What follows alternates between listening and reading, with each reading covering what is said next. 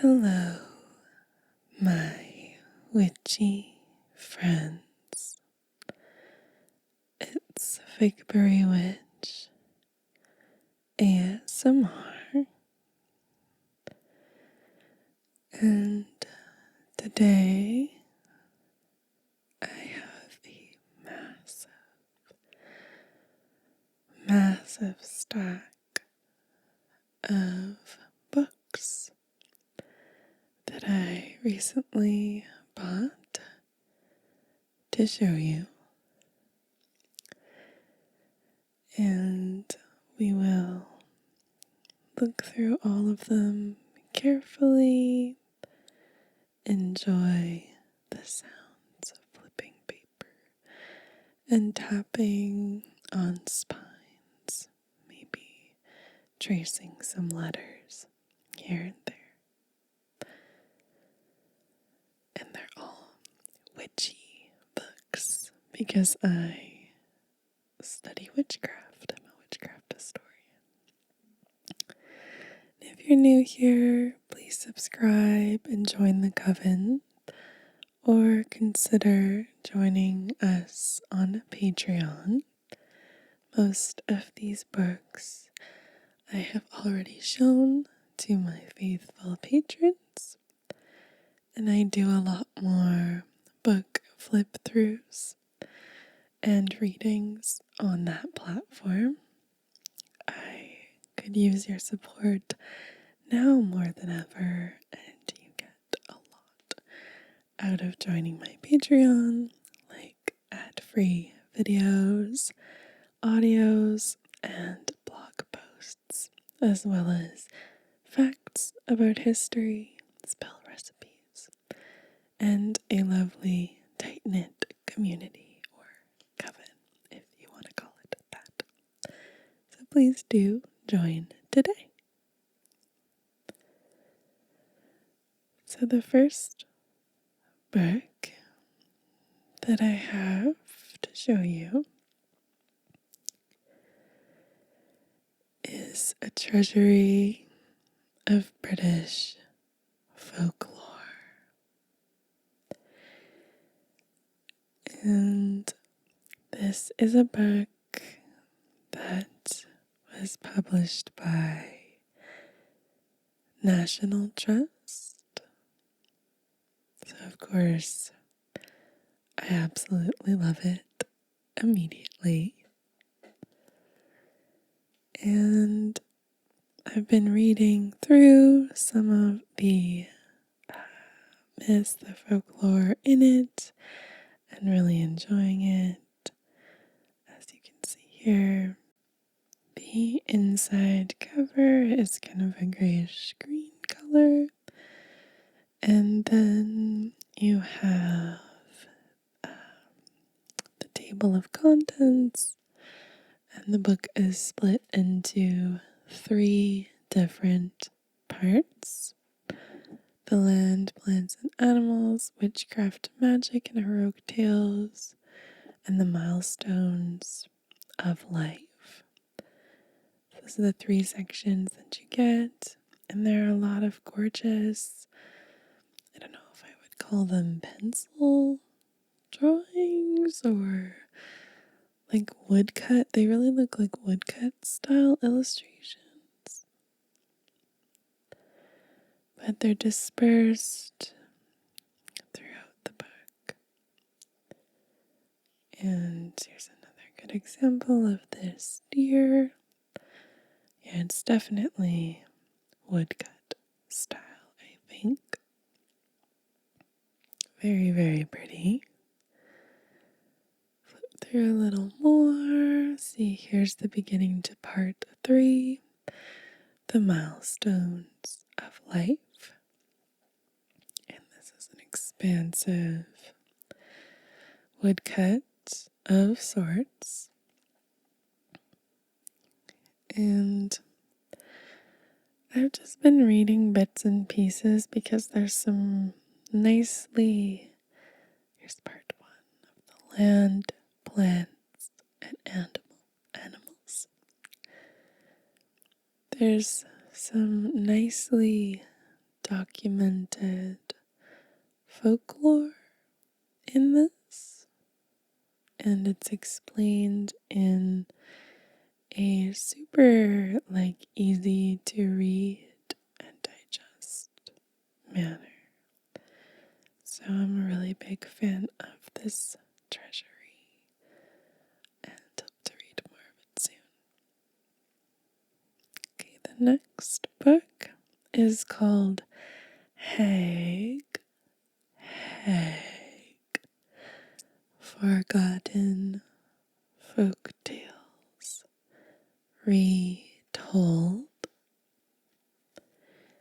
And I'm a big fan of this collection of short stories thus far. As you can probably tell with me, I'm a bit of a dabbler in that I can never really read one thing at a time. So I find that I make my way through lots of things at once. And it has this bright red and paper situation. And this is a hardcover book, so it has a slipcase, which I usually take off just for convenience's sake while I read. And there's all sorts of short stories, and the idea of them is that they are modern-ish retellings of British folklore and fairy tales. And they do indicate which ones they're retelling, but it's a really neat concept, and they're extremely well written thus far. You don't have to be British to know the inspiration, but look at all of the authors: Emma Glass, Daisy Johnson. I was familiar with a few of them: Liv Little and Naomi Booth. I think I remember having read perhaps a few things from them. But if you're ever uncertain about the meaning of a tale, it's explained to you at some point in the book. So I really enjoyed this short story collection. Next, we have a book that I anticipated for a really, really long time. I wanted this book for ages. This is Weird Walk, Wanderings and Wanderings Through the British Ritual Year. And I so wish I would have had this book when I went on my trip to the UK last year, as I found myself with a lot of time on my hands. Of course, this doesn't want to focus and it just looks weird. This spine says, keep walking weird. Keep walking weird. And there are a lot of really weird, specific walks that you can embark upon to go and see pagan monuments and things with this book. And the authors give you the coordinates, so you can just go and visit these landmarks. They're usually very old pagan rocks, monuments, stones. things like that. So it's a collection of their Instagram. Look at this cute guy. So the stuff they put on Instagram, but mostly the zine that they put out for many, many years. And it's a really heavy coffee table book. So I've had it on my coffee table, and every once in a while I pick it up and find out about a weird walk that I'd like to go on at some point. And of course, here's like Fernworthy Forest, very misty. Stonehenge is in there as well. But the thing I love about Weird Walk is that they make, here's the devil's arrows. They make these parts of the pagan and folkloric past monumental pilgrimages back through time. They give you just enough information about some of these obscure locations to make you want to visit. And it's just beautifully presented as well. So if you want a bit of an oddball coffee table book, pick this one up. If you're one of my patrons, then you saw that while I was sick, because I was sick for quite a few weeks, I was reading Ronald Hutton's The Witch, A History of Fear from Ancient Times to the Present. And this is one of those landmark books that I always recommend to subscribers who ask, where should I start with the history of witchcraft? Now, of course, it's not that big of a book, but if you want to dabble, any of Ronald Hutton's stuff, it's very densely and academically written, as you can see. This is just a wall of text here. But it's incredibly well researched and backed up by years of experience. There's even a labeled illustrations and diagrams section. But a good place to start with the history of witchcraft is Ronald Hutton's work. Owen Davies, my most admired fellow historian. Of course, I work more in the literary historical side of things. So I also work in like mostly 19th and 20th century witchcraft. But this is a nice background book. And this is another really good one. I finally got a copy of this. Again, a lot of these I've just read through like my university's library over the years. This one's a little different because it focuses on America, but it's a famous one if you're a long practicing witch, interested in the historical side of things. This is Drawing Down the Moon, Witches, Druids, Goddess Worshippers, and Other Pagans in America.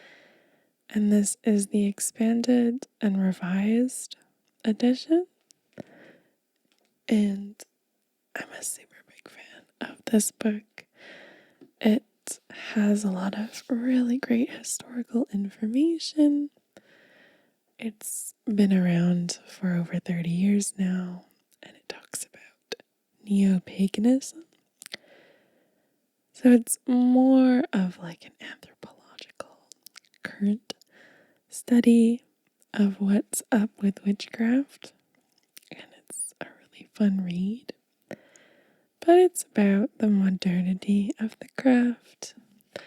I really like part 2, which talks about the witchcraft revival and why that's so important to how we understand witchcraft today. But the witches that I grew up around had this around because it was published in 1979. And it's one of those, like, larger than life, very iconic works about the craft that I always keep reaching for, especially if I'm thinking about contemporary witchcraft. But as this reviewer says on the back, the best and most comprehensive study of neo-paganism. And it's true.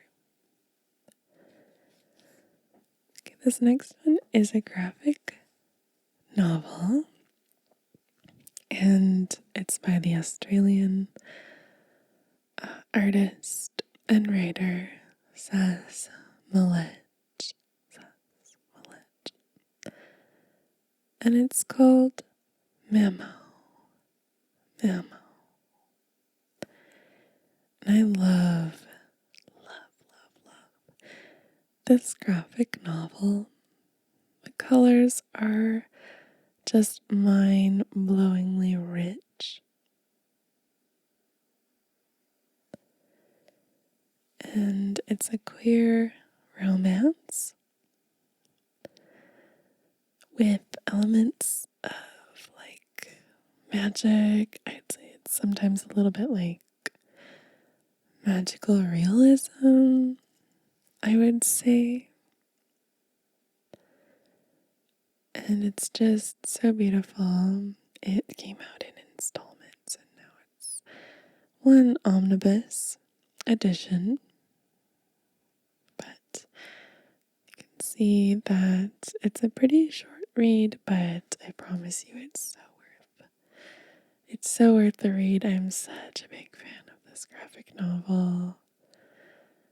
And it's exciting to me that more witchy graphic novels are seeing the light of day, are being produced, because that's what young adults need and what adults like me also need.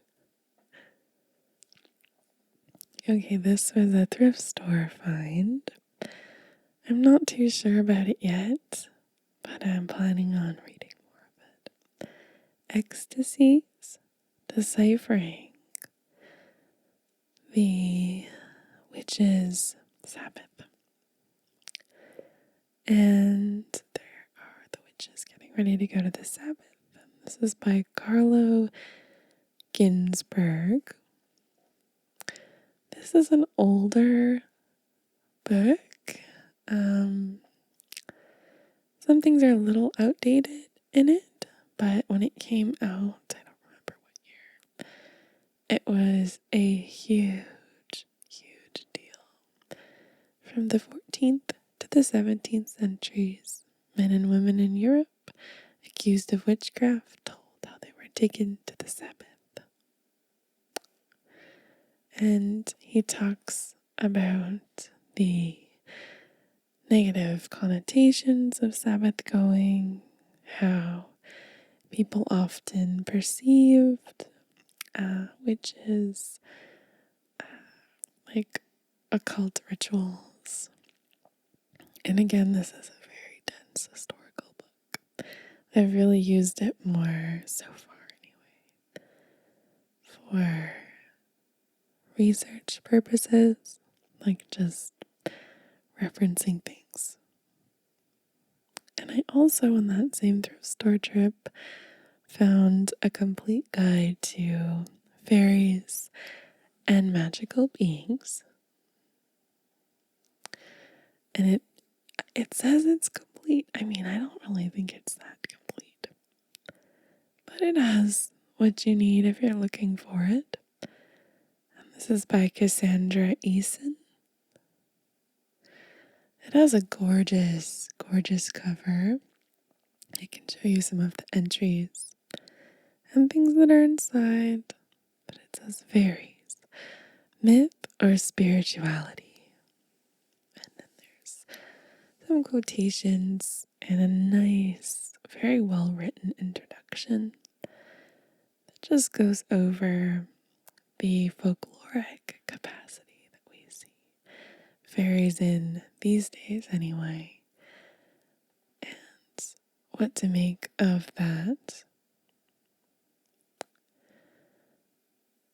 As well, you can see there's all sorts of exercises as well, so it is a bit of a spiritual book sometimes too, which I really like. And I'll show you the table of contents. So it's divided into some nice, neat sections. And I've been looking at this because I've been reading all of the Andrew Lang fairy books for kind of an on-again, off-again research project. And I thought this might maybe complement those studies. But it's actually more New Age spiritual than I thought it would be. Less research, more New Agey. I also got this Irish fairy and folk tales collection. And my partner is Irish. So we've been reading them aloud. And this is a gorgeous, like, fake leather bound edition. I think these were originally sold at Barnes and Noble. I didn't see it at the Barnes and Noble in my area, but I think that's where these originally were. But they have all these gorgeous Celtic knots on the cover, and it says Irish fairy and folk tales, and it's super shiny, metallic. I love it. And it has gilded edges on the outside, which is really pretty. And they're really shallow, narrow books, but you can see there's a fair amount of fairy tales and folk tales packed into this tiny little book. And so far, they've been excellent, like, versions of the tales. Here's Bad Diver's Ordeal. And I just love how these books feel in your hands. Feels like you could just file them away in your pocket, if you know what I mean. And just go out and about, doing whatever, you know? The end papers are this lovely patterned green color. And yeah, I'd like to get more from this series at Barnes & Noble, but like, they just don't always have ones that I actually want to read, you know? But that's Irish fairy and folk tales. I also picked up a copy of Alice Hoffman's Practical Magic. And at Halloween this year, I actually rewatched Practical Magic. I used to love that movie, obviously, because witches. It makes sense. And it came out when I was younger, so, you know, it had an influence on me. But rewatching it at my old age, I was like, wow, this is quite the film. This is the 25th anniversary edition of the book. I didn't remember just like how sometimes nonsensical the plot is. I mean, that's the fun of watching a 90s movie. And I'm amazed at the general vibe of like the house. I think it's just an aesthetic movie more than anything for me now. But I'd love to know in the comments how you feel about practical magic. Whether it's the book or the movie. This is the book, and it has an introduction from the author. Jesus, in the world of practical magic, lilacs bloom overnight. The real and the magical overlap, and the Owens women have been witches for generations. This novel is an attempt to unlock the secrets of the human heart. What price are we willing to pay for love? How do we recognize and understand our truest selves? How does our past affect our present? And then she talks about how witches are always outsiders. And so that can teach us a lot about the emotional, tumult of humanity and the feminist power of witches. But I have not actually read the original book. I own quite a few of Alice Hoffman's novels. I have Magic Lessons and The Rules of Magic. But I haven't read them. I've heard lots of really polarizing things. And I really want to read them. So again, I'd love to know in the comments what you think about Alice Hoffman. Have you read Practical Magic? Have you seen Practical Magic? Have you read Magic Lessons, The Rules of Magic, any of those books? Please tell me more. If you have, because I'm really truly dying to know. But I have a copy now. I also have Emma Donohue's Kissing the Witch. Kissing the Witch. Old Tales in New Skins.